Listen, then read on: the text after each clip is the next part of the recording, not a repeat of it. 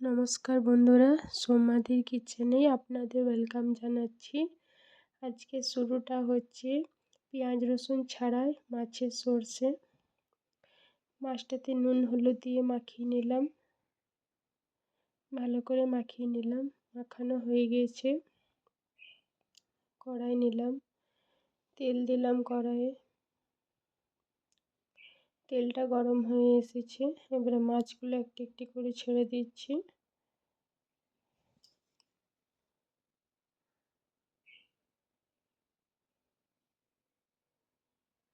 মাছগুলো ছাড়া হয়ে গেল,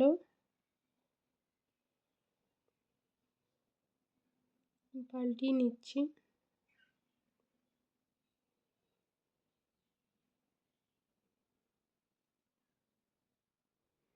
ভাজা হয়ে গেছে মাছগুলো। এবারে মশলার জন্য আদা লঙ্কা সর্ষে নিয়ে নিলাম।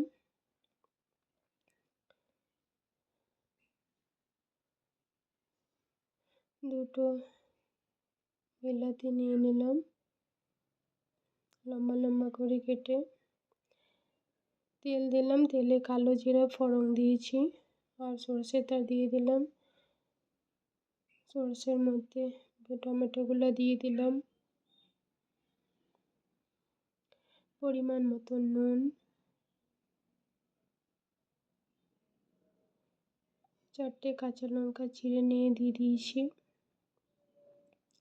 ভালো করে মশলাটা ভেজে নিয়েছি। মশলা থেকে তেল ছেড়ে দিয়েছে, পরিমাণ মতন জল দিয়ে দিলাম।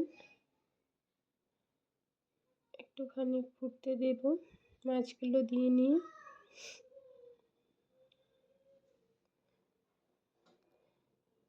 আমাদের রেডি হয়ে গেছে বিনা পেঁয়াজ রসুন ছাড়াই মাছের সর্ষে। যদি আপনাদের ভালো লাগে তাহলে লাইক অ্যান্ড সাবস্ক্রাইব করে দেবেন। Thank you.